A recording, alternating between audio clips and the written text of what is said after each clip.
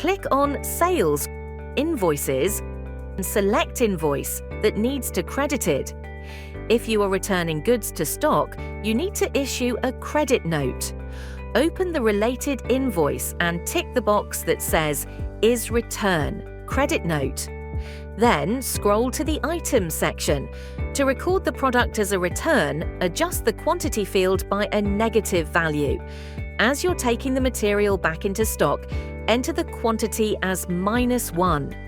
This tells the system that it's being returned. The system will auto-adjust the unit amount and total to reflect the reversal. Double-check your totals and ensure they align with the original invoice. Once verified, click Save. The credit note is now recorded and your inventory is updated. We encourage you to explore our full video series to learn more about using Invoix.biz. Our team is ready to support you.